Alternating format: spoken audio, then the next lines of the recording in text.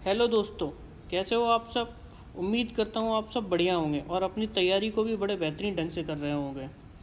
मैं दीपक कुमार आप सबका स्वागत करता हूँ आप सबके अपने चैनल CAPF विद कुमार में। जैसा कि आप सभी जानते हैं कि हम PYQ के लिए एक सीरीज़ चला रहे हैं जिसमें हम 2024 से लेकर 2019 तक के सारे PYQ को सॉल्व करने वाले हैं। उसी सीरीज़ का पार्ट 1 मैंने इकोनॉमिक्स सब्जेक्ट का पार्ट 1 पहले ही पब्लिश कर दिया था। ये इकोनॉमिक्स का पार्ट 2 होगा और इस वीडियो में हम क्या करने वाले हैं, हम 2022 और 21 के जितने भी क्वेश्चंस आए हुए हैं उन सारे क्वेश्चनों को सॉल्व करने वाले हैं और उसमें एलिमिनेशन मेथड की भी प्रैक्टिस करेंगे, है ना। जैसा कि आप सभी जानते हैं कि ये एलिमिनेशन मेथड पेपर को सॉल्व करने के लिए कितना इंपॉर्टेंट होता है। तो मैं जहाँ जहाँ पॉसिबल होगा मैं एलिमिनेशन मेथड के बारे में भी बात करूँगा। साथ ही साथ मैं इस चीज़ पर भी बात करूँगा कि कौन से टॉपिक्स हाई यील्ड के हो सकते हैं। देखो, हमारा PYQ को एनालिसिस करने का मकसद सिर्फ सिंपल सा ये होता है कि जो हाई यील्डिंग टॉपिक हैं उनको भी आइडेंटिफाई करना है, जिससे हर साल क्वेश्चन आ रहे हैं, है ना, ताकि हम उन टॉपिक्स पे ज़्यादा फोकस कर सकें। ये हमारा प्राइम मोटो होता है PYQ को एनालिसिस का। वीडियो शुरू करने से पहले मैं आप सबसे एक रिक्वेस्ट करना चाहूँगा, जितने भी लोग वीडियो को देखते हैं वो या तो उस वीडियो को पूरा नहीं देख रहे हैं या फिर चैनल को सब्सक्राइब नहीं कर रहे हैं। तो कृपया करके ऐसा मत कीजिए। अगर आपको वीडियो अच्छा लग रहा है तो आप चैनल को सब्सक्राइब कर सकते हैं, वीडियो को लाइक भी कर सकते हैं। और अगर आपको लगता है कि इन वीडियो में कुछ सुधार किए जाने की आवश्यकता है तो आप नीचे कमेंट भी कर सकते हैं। चलिए अब सीधे वीडियो को शुरू करते हैं। तो सबसे पहले हम 2022 के जो क्वेश्चन हैं उनको देखेंगे। सीधे क्वेश्चनों पर जंप करते हैं हम। तो आज का जो हमारा फर्स्ट क्वेश्चन होगा 2022 का है ये, वो है विच one of the following statement is not correct. देखो, मैंने आपको पहले ही बताया था कि जब भी ये नॉट करेक्ट जैसा स्टेटमेंट आए तो आपको सबसे पहले उसे आइडेंटिफाई कर लेना है कि ये नॉट करेक्ट पूछा है या करेक्ट पूछा है। इसमें जैसे नॉट करेक्ट पूछा है तो हम सबसे पहले क्या करेंगे, नॉट करेक्ट। अब ऑप्शंस को पढ़ लेते हैं एक बार। देखो, द स्वर्ण जयंती Shahari Rozgar Yojana is an urban self employment programme. ये बिल्कुल सही स्टेटमेंट है कि जो अर्बन, इसके जो स्वर्ण जयंती ये स्कीम है, इसके दो कंपोनेंट हैं। क्या है? दो कंपोनेंट है, एक अर्बन और एक रूरल। इसके दो कंपोनेंट। तो ये अर्बन वाले का ये दिया हुआ है और रूरल वाले के लिए नीचे दिया हुआ है ग्राम स्वराज योजना, ये रूरल एरिया के लिए। ठीक है, तो ये दोनों के दोनों स्टेटमेंट सही हैं। अब देखो, drought prone area programme and desert development programme were launched in 1970। ये हाईली फैक्चुअल वाला ये ऑप्शन है, तो जनरली ये लोगों को पता भी नहीं हो सकता कि ये क्या है। तो इस कंडीशन में 50-50 तक पहुंचने के बाद अपने गैस वर्क के अकॉर्डिंग लगा सकते हैं। डायरेक्टली इसका आंसर निकालना बहुत ही मुश्किल रहता।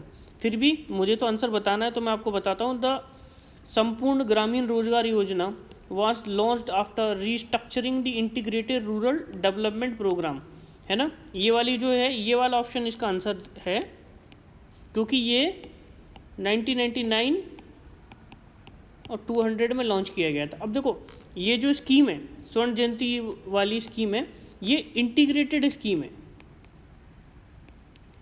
इसमें ना एम्प्लॉयमेंट से रिलेटेड जितने भी एस्पेक्ट हैं, है ना, उन सबको कवर किया गया है। ऑल एस्पेक्ट्स को कवर किया गया है,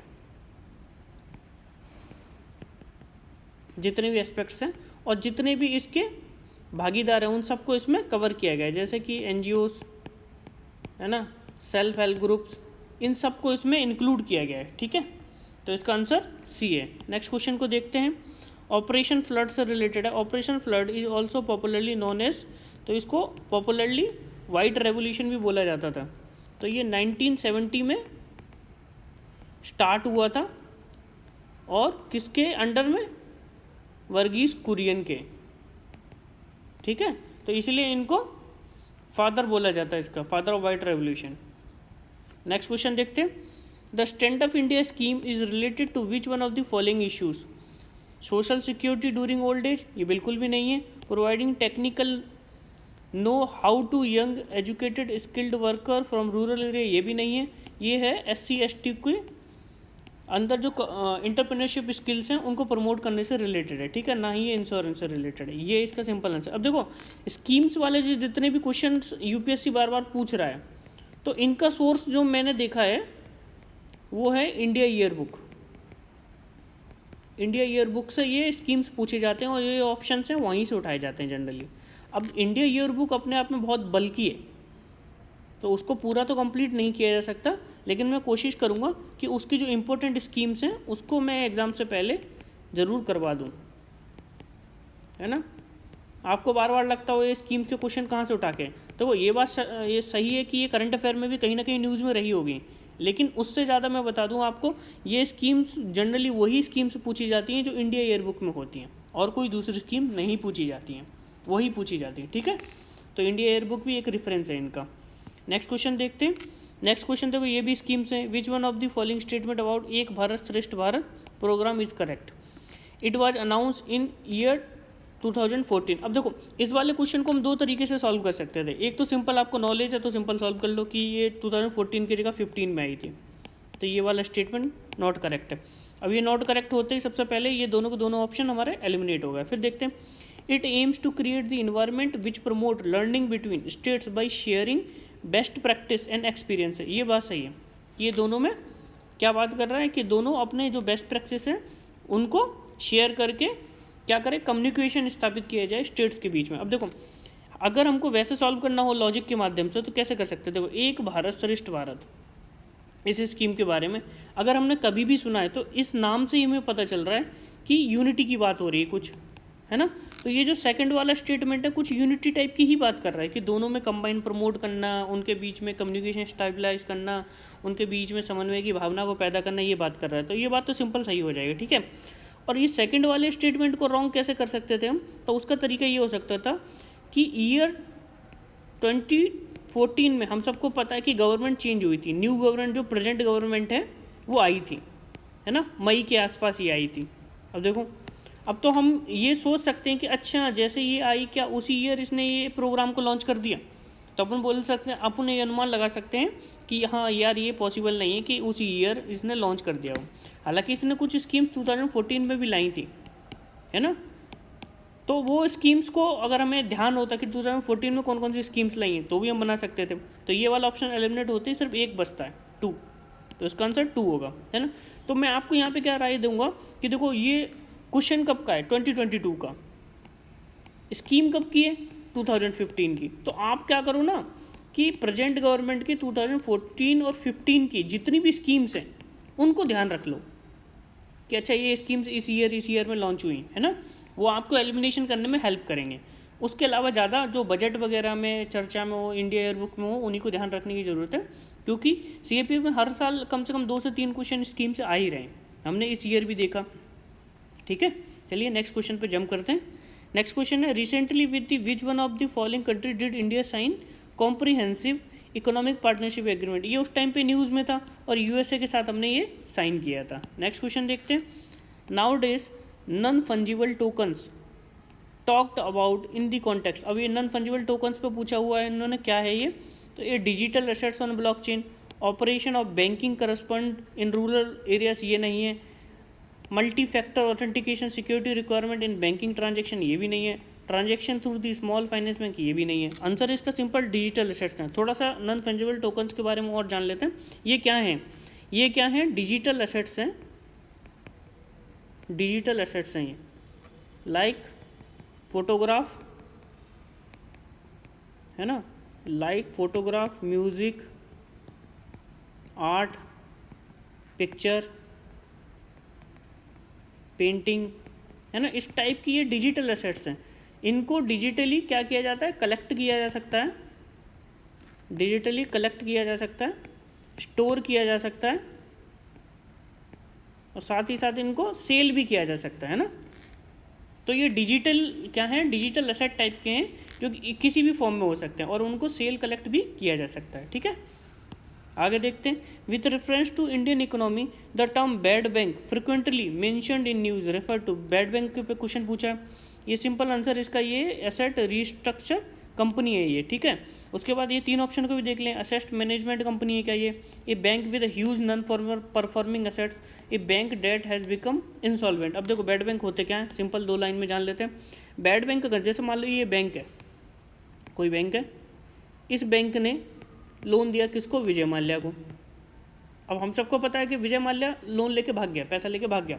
अब देखो, जब भी बैंक किसी भी व्यक्ति को मान लो 1000 रुपीज़ का लोन दिया है ना, मान लो इतना लोन दिया, तो उसके बैक एंड में उसे अपने पास कुछ पैसे को सिक्योर करके रखना पड़ता है, इसको सिक्योर करके रखना पड़ता है। मान लो कि ये पैसा लौट के नहीं आया, तो उसके एवज में इनको तकरीबन 30 to 40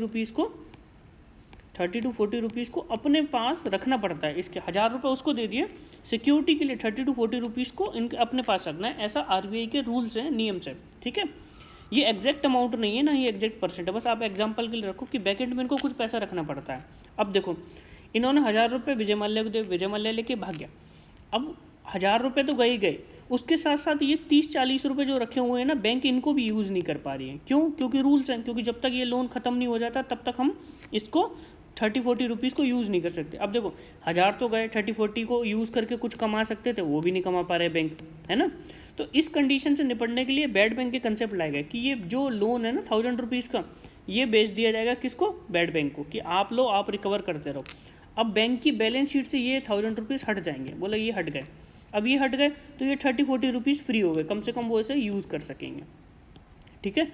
ये बैड बैंक का कंसेप्ट सिंपल इतना है कि जितने भी नॉन परफॉर्मिंग एसेट्स हैं जो पेमेंट नहीं हो रहा, उनको इनको बेच दिया जाएगा, ठीक है। और ये लोग क्या करेंगे? बाद में वसूली जैसे करना है वैसे करते रहेंगे, ठीक। नेक्स्ट क्वेश्चन देखते हैं। और non banking financial company can not, मतलब कि इनमें बोल रहे हैं कि नॉन बैंकिंग फाइनेंशियल कंपनी क्या काम इनमें से नहीं कर सकती? लोन्स देने का ये कर सकती है, इन्वेस्टमेंट भी कर सकती है, बोरो फ्रॉम बैंक ये भी कर सकती है, ये नहीं कर सकती, डिमांड डिपॉजिट नहीं कर सकती, है ना ही चेक इशू कर सकती है। अब देखो, इसमें NBFCs होते क्या हैं, थोड़ा सा क्विकली ये जान लेते हैं। अब NBFCs क्या होते हैं ना, जैसे बैंक होती हैं, जिस तरीके से बैंक होती हैं, देखो जिस टाइप से बैंक हो रही है, मान लीजिए, एक मिनट में इसको एडजस्ट कर दूँ, हाँ, जैसे बैंक हो रही हैं। अब जो बैंक है, बैंक का लाइसेंस मिलना इतना आसान होता नहीं है ना। तो उस कंडीशन में जो ऐसे एरियाज़ हैं जहाँ बैंकिंग सर्विसेज अवेलेबल नहीं है, बैंकिंग सर्विसेज अवेलेबल नहीं है, अब उस एरिया में बैंकिंग नेटवर्क को बढ़ाने के लिए कंसेप्ट को लाएगा NBFC को, है ना। अब ये NBFCs क्या करती हैं कि भाई किसी को लोन देना तो लोन दे सकती हैं, ठीक है, और किसी की डिपॉजिट भी ले सकती हैं। अब ये डिपॉजिट में प्रॉब्लम ये है कि ये डिमांड डिपॉजिट नहीं ले सकती। डिमांड डिपॉजिट का मतलब क्या होता है कि तुम्हारा जब मन करे जाके मांग लो उनसे, वैसा नहीं ले सकती, है ना। FD टाइप का ले सकती हैं, फिक्स्ड। और वो FD मिनिमम कितने महीने की होनी चाहिए? 12 मंथ की तो मिनिमम होनी ही चाहिए, और मैक्सिमम 60 मंथ की। ये कुछ इस पर टर्म्स एंड कंडीशंस लगाए गए हैं ना। इसके लिए लाइसेंसिंग ईजी होता है कि आराम से मिल जाता है ना। तो ये कुछ कंसेप्ट है इसका, NBFC इसका। अब आगे देखते हैं, नेक्स्ट क्वेश्चन है, the proceeds from the disinvestment are included as. अब देखो, ये इससे मैंने लास्ट हमने जब पेपर सॉल्व कर रहे थे तब भी देखा कि बजट पे लगभग तो ऑलमोस्ट, या पब्लिक फाइनेंस बोल रहे हैं, बड़ा चैप्टर पब्लिक फाइनेंस का है।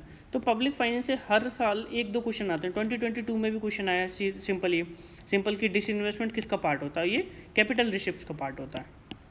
चलिए नेक्स्ट क्वेश्चन देखते हैं। GST इज एन, अब इन्होंने GST के बारे में पूछा कि डेस्टिनेशन बेस्ड कंजप्शन टैक्स है, ओरिजिन बेस्ड प्रोडक्शन टैक्स है, डेस्टिनेशन बेस्ड सेल्स टैक्स है, on transaction, origin based tax है। अब देखो सिंपल, देखो जिसने भी थोड़ा सा भी GST के बारे में हमने पढ़ा तो GST पता है हमें कैसा टैक्स है, डेस्टिनेशन बेस्ड है।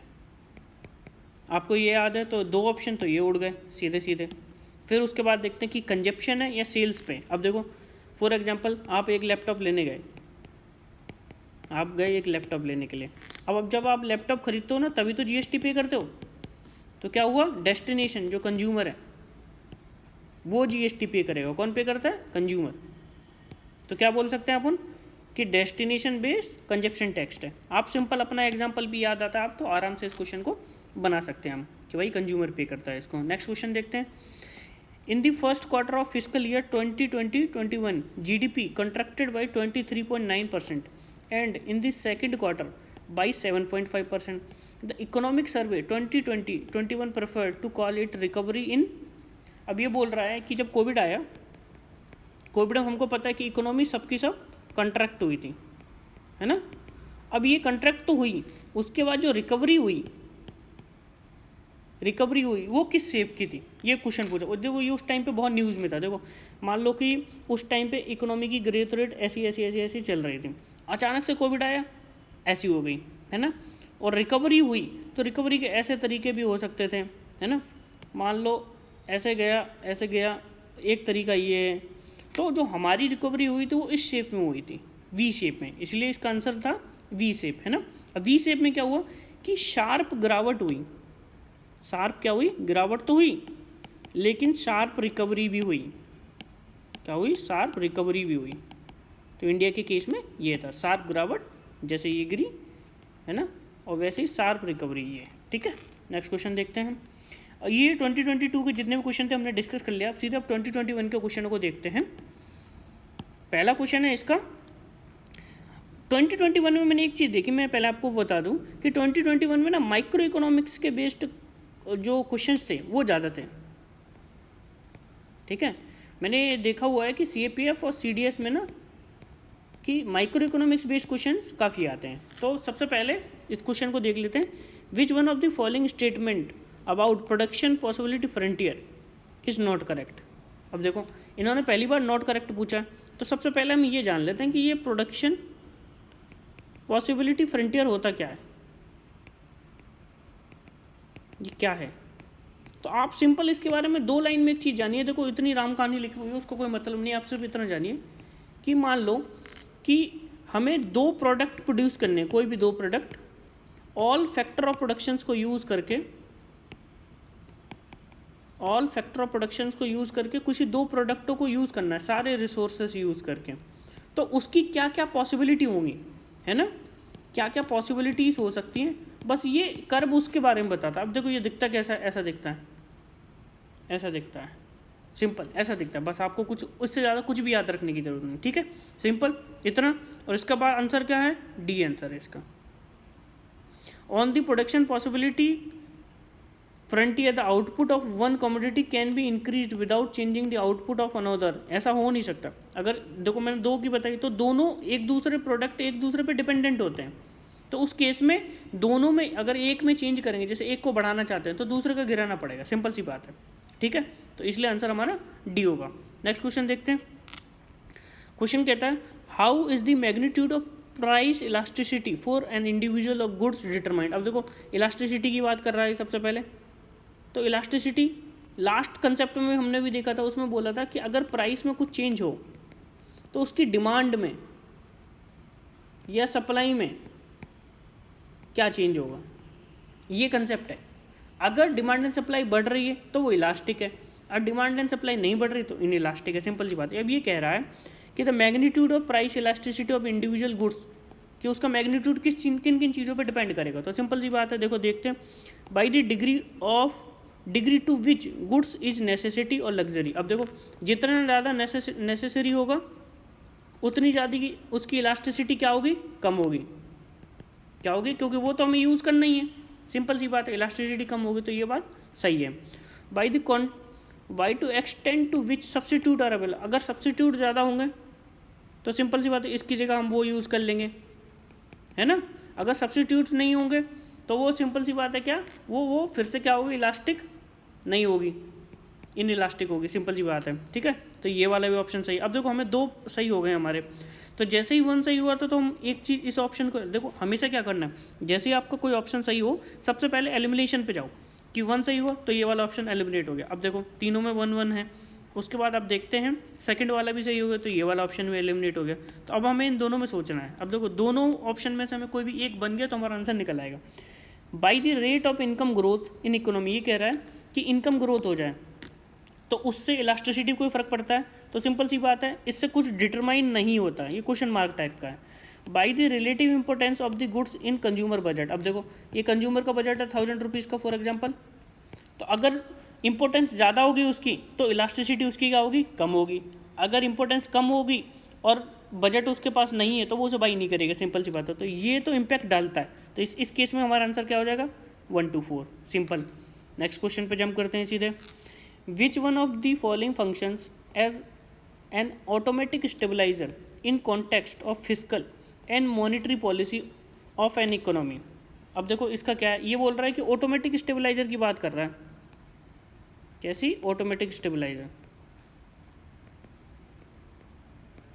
अब ये क्या होता है, जैसे मान लो कि मॉनेटरी पॉलिसीज़ है हमारी, है ना, मॉनेटरी पॉलिसीज़ हैं, फिस्कल पॉलिसी। अब दोनों पॉलिसीज़ का कुछ ना कुछ गोल होता है। गोल क्या होता है? मैक्स टाइम यही होता है कि इन्फ्लेशन को कंट्रोल करना है, इन्फ्लेशन को कंट्रोल करना है, ठीक है। और क्या होता है? इन्फ्लेशन कंट्रोल के साथ ग्रोथ को मेंटेन करना है, ग्रोथ रेट को।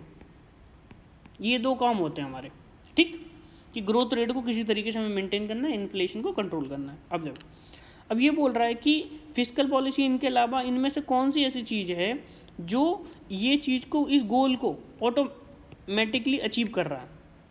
देखते हैं हम, तो उसका आंसर तो सिंपल पर्सनल इनकम टैक्स है। पहले ये जान लेते कि ये क्यों है।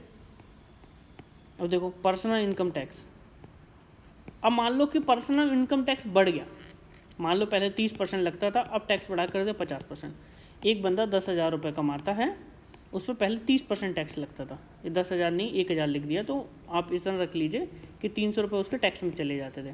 तो उसके पास कितने बच रहे हैं? 700, ठीक है। तो इससे जो भी डिमांड करना था वो इससे करेगा, सिंपल सा कंसेप्ट। अगर वो 50 हो गए 30 से बढ़ के, तो अब इसके पास 500 रुपये उसमें चले जाएंगे, 500 बचेंगे इसके पास। अब 500 रुपये से क्या करेगा ये बंदा कि अब इसके पास पहले की तुलना में कम बचे, तो डिमांड भी क्या करेगा, ये कम करेगा, क्योंकि पैसे है ही नहीं उसके पास। और दूसरा सीन समझते हैं कि 30 की जगह 10 कर दिया इनकम टैक्स, तो अब ये जो पहले इसके पास 700 रुपये बच रहे थे, अब कितने बचेंगे? 900। इस केस में ये डिमांड क्या करेगा? ज़्यादा करेगा। क्या करेगा? ज़्यादा करेगा। तो ये ऑटोमेटिकली गवर्नमेंट कुछ नहीं कर रही है, गवर्नमेंट सिर्फ टैक्स रेट चेंज किया है, डिमांड और सप्लाई अपने आप ऑटोमेटिकली चेंज होने लगे, ठीक है। तो इसलिए हमारा आंसर होगा।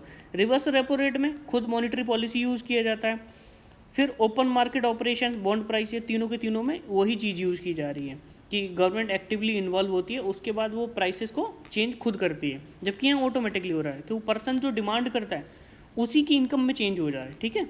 इसलिए ये वो आंसर हुआ। नेक्स्ट क्वेश्चन देखते हैं। Broadly both birth and death rates are low in which one of the following stages of demographic transition model. अब ये डेमोग्राफिक ट्रांजिशन मॉडल पे, तो इसका आंसर बताने से पहले मैं आपको सिंपली एक चीज़ बताता हूँ कि ये जो डेमोग्राफिक ट्रांजिशन मॉडल होते हैं ये 5 स्टेजेस में होते हैं। जो फर्स्ट स्टेज का मॉडल है वो हाई स्टेशनरी स्टेज है। कौन सी स्टेज है? High stationary. अब इस स्टेज में क्या होता है कि जो बर्थ रेट है वो भी ज़्यादा होती हैं और डेथ रेट भी क्या होती हैं? ज़्यादा होती हैं, है ना। जैसे आदिम समाज है जिसमें बच्चे जन्म तो बहुत ले रहे हैं लेकिन मृत्यु दर भी बहुत ज़्यादा है, तो ऐसी कंडीशन में हाई स्टेशनरी वाला जो ये कंडीशन है ये फर्स्ट स्टेज है, ठीक है। सेकंड स्टेज में क्या होता है? अर्ली एक्सपेंडिंग वाले में, अर्ली एक्सपेंडिंग सेकंड ये है। तो इसमें क्या होता है कि बर्थ रेट तो जो है ना, अब देखो थोड़ी स्वास्थ्य सुविधाएं बढ़ी तो बर्थ रेट तो बढ़ी हुई रहती हैं, लेकिन ये जो डेथ रेट है ना ये नीचे आना चालू हो जाती है, नीचे आ नहीं गई होती, चालू हो जाती, कम होना चालू हो जाती है, ठीक है।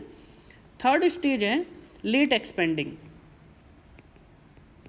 लेट एक्सपेंडिंग, लेट एक्सपेंडिंग में क्या होता है कि अब ये देखो थोड़ी अवेयरनेस आई लोगों के बीच में, डेथ रेट तो ऑलरेडी कम हो रही थी तो बर्थ रेट भी कम होनी चालू हो जाती हैं। क्या हो जाती हैं? कम होनी चालू हो जाती हैं। और डेथ रेट ऑलरेडी कम होनी चालू हो जाती है। तो इस वाले कंडीशन में क्या होगा? इस वाली कंडीशन, फिर जो चौथी कंडीशन है, चौथी कंडीशन जो है लो स्टेशनरी वाली, हाई स्टेशनरी वाला लो स्टेशनरी। अब लो स्टेशनरी बर्थ रेट जो कम होनी चालू हो जाती है तो इसमें बर्थ रेट कम हो चुकी होती हैं, डेथ रेट भी कम हो चुकी होती हैं। तो ये जो क्वेश्चन पूछा हुआ था कि कौन सी कंडीशन में both birth rate and death rate कम होंगी, तो वो फोर्थ स्टेज है, लो स्टेशनरी स्टेज, है ना। आप इससे कंफ्यूज मत कीजिएगा कि कहीं ये लेट एक्सपेंडिंग में तो नहीं है, इसमें कम होना चालू हुआ है, अभी कम हो नहीं गई है ना, इसमें हो चुका है। और फिफ्थ स्टेज होता है वो इंक्लाइन और डिक्लाइन होता है। अब इस स्टेज में कि पॉपुलेशन कहाँ जाएगी हमें नहीं पता। और देखो एक चीज़ और ध्यान रखना, ये जो फोर्थ स्टेज है ये डेवलप्ड कंट्रीज से रिलेटेड है। किन से? डेवलप कंट्रीज से। और ये थर्ड स्टेज है डेवलपिंग। इंडिया की क्या कंडीशन होगी तो थर्ड स्टेज में हम आते हैं, है ना। तो इस कंसेप्ट को भी आप ध्यान रखना, ठीक है। नेक्स्ट क्वेश्चन देखते हैं। Which one of the following is the pull factor of migration. अब हमें पता है माइग्रेशन के 2 फैक्टर होते हैं, पुल और पुश। दो टाइप के होते हैं। अब पुल में क्या होता है कि ऐसी चीज़ें जो हमें अट्रैक्ट करती हैं, कि जैसे कि देखो इंडिया में आज के टाइम पे क्या हो रहा है कि यूएसए जाएंगे या ऑस्ट्रेलिया जाएंगे, वहाँ जॉब करेंगे। क्यों? क्योंकि वहाँ पे वो हमें अट्रैक्ट कर रही हैं, वहाँ की फैसिलिटीज़ कैसे कि वहाँ जो हमें वेजेस मिल रही हैं वो ज़्यादा हैं। सबसे मेन क्या है, वेजेस ज़्यादा हैं। तो ठीक है, तो ये किस में आता है, पुल फैक्टर में। पुश फैक्टर में क्या होता है, मान लो कि ऐसा एरिया है, मान लो अभी जैसे एट प्रेजेंट मान लेते हैं हम म्यांमार का एग्जांपल ले लेते हैं, या फिर अफ़गानिस्तान का ले लेते हैं। अब देखो अफ़गानिस्तान में तालिबान का रूल है, तो सब लोग चाहते हैं कि अफ़गानिस्तान में हमारे लिए एम्प्लॉयमेंट अपॉर्चुनिटी नहीं है, हाउस नहीं है, पॉवर्टी है, भुखमरी है, तो हम क्या करते हैं, इस एरिया को छोड़ के जाते हैं, है ना। पुश कर रही हैं कि वहाँ की हालत ख़राब है, वो पुश कर रही हैं कि दूसरी जगह निकल जाओ तुम, कुछ एम्प्लॉयमेंट के लिए दूसरी जगह निकल जाओ। तो ऐसे फैक्टर जो पुश करते हैं, जैसे गरीबी। अब जैसे इसी में देख लेते हैं, सिंपल देख लेते हैं ना, pull factors of migration. Answer high wages है, जैसे कि मैंने आपको बताया था। लेकिन देखो नेचुरल डिजास्टर, ये क्या है, पुश फैक्टर है। हाउसिंग शॉर्टेज, हाउस ही नहीं है, लो इनकम, ये सब के सब क्या है, ये पुश फैक्टर्स हैं। नेक्स्ट क्वेश्चन देखते हैं, which one of the among is the following statement is not correct. फिर से देखो नॉट करेक्ट पूछा तो हमारे कान खड़े हो जाने चाहिए कि नॉट करेक्ट पूछा हुआ है, तो नॉट करेक्ट फाइंड करना है हमें। पहला देखो, when the economy grow slowly then its potential the unemployment rates. ये सिंपल क्या बोल रहा है कि इकोनॉमी का पोटेंशियल है 10% से ग्रो करने का, है ना। लेकिन अगर वो 6% से ही ग्रो कर रही है, तो सिंपल बात है कि जो एम्प्लॉयमेंट जनरेट हो सकते थे 10% पे, वो नहीं जनरेट होंगे, तो एम्प्लॉयमेंट रेट तो बढ़ेगी, है ना। ये तो सिंपल कंसेप्ट है, तो ये वाला तो एकदम सही है, इसने नॉट करेक्ट पूछा। Structural employment occurs when jobs are eliminated by change in demand of particular goods duty. अब देखो ऑटोमेशन, स्ट्रक्चरल मतलब हमारी इकोनॉमी का स्ट्रक्चर कुछ इस टाइप से बना हुआ है कि जैसे फॉर एग्जांपल अगर मैन्युफैक्चरिंग गुड्स हैं, जितने भी मैन्युफैक्चरिंग हैं, मैन्युफैक्चरिंग वाले जितने भी हमारे जॉब्स हो रहे हैं, उनमें क्या हो जाए कि पहले ह्यूमन्स उसमें इंक्लूडेड थे, ह्यूमन्स की जगह मशीन्स आ जाएँ। तो ये जो चेंज है ना, ये स्ट्रक्चरल चेंज है, उस वजह से जो अनएम्प्लॉयमेंट आ जाए, है ना, उस टाइप की अनएम्प्लॉयमेंट को क्या बोलते हैं, स्ट्रक्चरल अनएम्प्लॉयमेंट। ठीक है, तो ये वाला भी एकदम सही है। Recession in economy lead to cyclic unemployment, ये भी सही है। चौथा वाला देखते हैं। अब देखो 3 सही हो गए थे, चौथा वाला तो आंसर हमारा होना ही है। पहले तो हम सिंपली मार्क करें, फिर भी एक बार पढ़ लेते हैं। At the full employment the measured unemployment rate is negative, ऐसा नहीं होता, ठीक है, ये गलत है, तो ये वाला हमारा आंसर हो गया। नेक्स्ट क्वेश्चन देखते हैं, the amount by which equilibrium level of real GDP exceed the full employment level of GDP is called. अब देखिए क्या बोल रहा है, एक तो बात कर रहा है रियल जीडीपी की। अब देखो क्वेश्चन को घुमा के दिया उन्होंने, जनरली इन्होंने सिंपल कुछ नहीं पूछा है कि भाई हमको पता है कि एक रियल जीडीपी होता है और एक नॉमिनल जीडीपी होता है, 2 जीडीपी के बारे में हमने पढ़ा हुआ है। अब ये बोल रहा है कि जो रियल जीडीपी होता है, रियल जीडीपी से जो नॉमिनल जीडीपी ज़्यादा होता है, वो किस कारण से होता है, तो वो सिंपल हम सब ने खूब पढ़ा हुआ है कि इन्फ्लेशन के कारण होता है। और यहाँ पे इन्फ्लेशन का एक ही ऑप्शन है, इन्फ्लेशनरी गैप। सिंपल यही क्वेश्चन था और कुछ भी नहीं था, बाकी उसने लैंग्वेज में घुमा के लिख दिया, तो हमें थोड़ा सा दिमाग लगा के ये निकालने की भी ज़रूरत थी। ठीक है, चलिए नेक्स्ट देखते हैं। For anything to be recognise as a money, क्या बोल रहा है कि किसी भी चीज़ को मनी के लिए रिकॉग्नाइज होने के लिए it need to have which of the following character, कि मनी रिकॉग्नाइजेशन के लिए क्या क्या कैरेक्टर्स होने चाहिए, मनी रिकॉग्नाइजेशन के लिए ना, रिकॉग्नाइजेशन के क्या कैरेक्टर होने चाहिए, तो देखते हैं क्या character. Act as a intermediate in exchange process, बिल्कुल ये तो भाई एक्ट करना ही चाहिए इंटरमीडिएट के तौर पे एक्सचेंज के लिए। स्टैंडर्ड यूनिट होनी चाहिए कोटिंग प्राइसेस, बिल्कुल स्टैंडर्ड यूनिट्स भी होना चाहिए। ऐसा नहीं कि एक रुपये यहाँ पे 1 रुपये बोल रहे हैं उसको, कहीं पे 2 रुपये बोल रहे हैं, कहीं 3 रुपये बोल रहे हैं, तो ऐसा चलेगा नहीं। मस्ट भी ईजिली डिविजिबल, ये भी बिल्कुल सिंपल सी बात है कि भाई डिविजिबल तो होना ही चाहिए, है ना। चौथी बात क्या लिख रहा है, अब देखो हम तीनों को देख चुके हैं, तो भाई एक बात तो हमसे सीधे पता चल जाता है कि आंसर तो ये होने वाला है, क्योंकि ऐसा कोई ऑप्शन है ही नहीं जिसमें 1 2 3 4 साथ में हो। ठीक है, तो आंसर तो हमारा सिंपल यही होने वाला है। फिर उसके बाद फिर भी चौथे ऑप्शन को देख लेते हैं, have higher value in alternative uses. Simple देखो ये कह रहा है कि ये मनी है, फॉर एग्जांपल 1 रुपये का नोट है, इसकी वैल्यू ज़्यादा होगी किसी दूसरे यूज़ में, तो ऐसा तो नहीं हो सकता भाई, सिंपल सी बात है। ठीक है, अगर ऐसा होगा तो वो अल्टरनेटिव यूज़ में ही प्रयोग होगा, मनी के तौर पे प्रयोग क्यों होगा, सिंपल सी बात। ठीक है, नेक्स्ट देखते हैं, ये फैक्चुअल क्वेश्चन है, economic survey based. The sectoral share of gross value added GVA for year 2009 and 10, 2018 and 19 shows that the share of service sector in GVA in India has increased over the years. अब ये बोल रहा है कि 2009 और 10 से लेके 2018 और 19 तक की जो GVA है, gross value addition, service sector का इंक्रीज हुआ है। ये बात सिंपल है। Which among the following have driven the maximum increase. अब कौन सा इनमें से है जिसकी वजह से मैक्सिमम इंक्रीज हुआ है। अब देखो हम कैसे एलिमिनेट करना चालू करेंगे। सिंपल देखो, इसने क्या लिखा पहले वाले ऑप्शन में, इलेक्ट्रिसिटी। अब ये सर्विस सेक्टर का मामला नहीं है, तो सबसे पहले इसको उड़ा देते हैं। अब देखो ट्रेड लिखा है, होटल लिखा है, ट्रांसपोर्ट लिखा है, कम्युनिकेशन लिखा है, सर्विसेज रिलेटेड टू ब्रॉडकास्टिंग ये लिखा हुआ है। अब इसमें ट्रेड लिख दिया, ट्रेड में गुड्स का मामला भी आता है, तो इसको भी हटा देंगे। अब बात करते हैं, पब्लिक एडमिनिस्ट्रेशन की बात कर रहा है, ये डिफेंस की बात कर रहा है, फिर उसके बाद किसकी बात कर रहा है, अदर सर्विसेज की बात कर रहा है।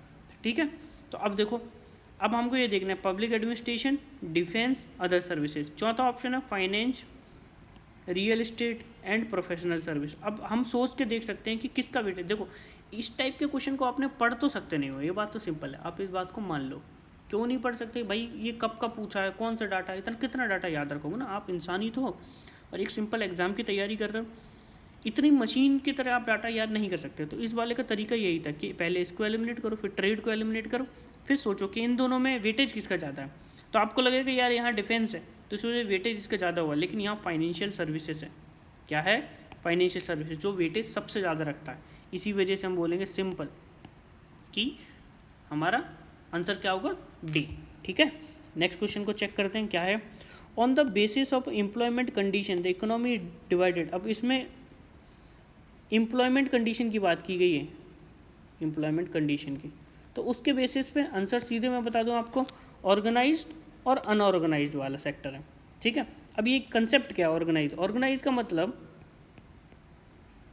कि जिनको सारे सुविधाएं, जितनी भी सोशल सिक्योरिटी रिलेटेड सर्विसेज हैं वो सब मिलते हैं, जैसे कि PF कटेगा, है ना, उनके लिए कुछ पेंशन की स्कीम होगी, उनके लिए हेल्थ की कुछ स्कीम होगी, है ना। ये जितनी भी चीज़ें वो ऑर्गेनाइज सेक्टर के लिए जाती हैं, जैसे गवर्नमेंट जॉब हो गई, प्राइवेट सेक्टर की भी बहुत सारी जॉब्स हो गई, है ना, ये ठीक। अनऑर्गेनाइज जैसे कि डेली लेबरर हैं, है ना, रेडी वाले, पटरी वाले, ये सब के सब अनऑर्गेनाइज सेक्टर में आते हैं। ठीक, अब इन्होंने एम्प्लॉयमेंट कंडीशन की बात की है, देखो यहीं से पकड़ लेते हैं, कंडीशंस की बात कर रहा है। ठीक है, अब एक और होता है कि बेस्ड ऑन ओनरशिप बेस्ड वाला होता है, तो उसके लिए क्या है, प्राइवेट भी होता है, पब्लिक सेक्टर भी होता है, जो गवर्नमेंट के अंडर, जो पर्सन के अंडर। फिर होता है सीजनल भी, और डिस्गाइज सेक्टर भी होता है। प्राइमरी, सेकेंडरी, ये क्या है, सेक्टर बेस्ड है। ठीक है, तो मैं आपके ईज़ के लिए इन्हें हटा दूं ताकि कोई कंफ्यूज ना करे, सिंपल। तो ये इसका आंसर है। नेक्स्ट देखते हैं, the price declared by government every season before sowing the season to provide incentive to farmer is called. Simple, government MSP घोषित करती है। क्या घोषित करती है, MSP, बुआई से पहले, ताकि वो उस फसलों को प्रमोट कर सके वो। ठीक है, तो ये हमारा लास्ट क्वेश्चन था 2021 के लिए। तो इसी के साथ हमने क्या है, इकोनॉमिक्स का पार्ट 2 भी ख़त्म कर लिया है ना। अब इकोनॉमिक्स का पार्ट 2 ख़त्म करने के साथ साथ इकोनॉमिक्स का पार्ट 3 में हम करने वाले हैं 2020 के और 2019 के क्वेश्चंस, इनको हम करने वाले हैं। उसके बाद हम CDS के क्वेश्चंस करेंगे, है ना। तो उस तरीके से इकोनॉमिक्स को पूरा ख़त्म कर लेंगे, उसके बाद कोई दूसरा सब्जेक्ट उठाएंगे। अगर आपको ये वीडियो अच्छा लग रहा है तो प्लीज़ इसको दूसरे आपके फ्रेंड वगैरह जो तैयारी करें उनके साथ शेयर करें, और इस वीडियो को लाइक भी करें, है ना, ताकि थोड़ा मुझे भी मोटिवेशन मिले। ठीक है, thank you very much for watching.